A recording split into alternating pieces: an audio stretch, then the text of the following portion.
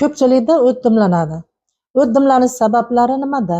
Og'iz hidlanishi, ichaklarda achchiq suv to'planishi, og'iz bemaza bo'lishi, og'iz qurishi va hokazo kasalliklar bo'lsa, yana ayniqsa qabziyat bo'ladigan bo'lsa, bunga na'matak, palisas va bir qancha mahsulotlarni damlama qilib ichsangiz ham tuzalmaysiz. Chunki buni sabablari boshqa. Ichaklarimizda, oshqozonda ferment ishlab chiqarilmasa, hech qachon siz o't dimlanish kasalidan qutula olmaysiz. Uni 10 yillab ichsangiz ham qutula olmaysiz.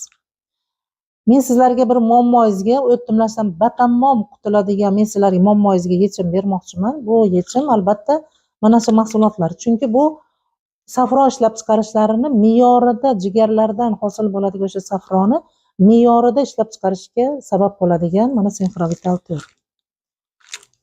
Sizda o'tingizda qachonki o't suyuqligi qo'yilib ketsa, o't ishi beradi, jigar ishi beradi va vaqtida safro oshqozonga tommaydida, ovqat hazm bo'lmaydi. Natijada ich qotadi, og'iz hidlanadi, oshqozondagi ovqatlar achiydi, bijg'iydi. Xuddi masalalarni bartaraf qilish uchun mana bu mahsulotni taklif qilaman va bularni axlatlarini, o't suyuqligini butun organizmdan chiqarib olish uchun mana bu mahsulotni taklif qilaman. Atiga 250 ming so'mga sizlarning qo'lingizga yetib boradi. O'zbekiston bo'ylab dastavka bepul. Azizlar, agar siz o't dimlanishiga batamom barham bermoqchi bo'lsangiz, video so'ngidagi qo'ng'iroqlarga bog'laning va mutaxassislardan maslahatlarni bepul oling.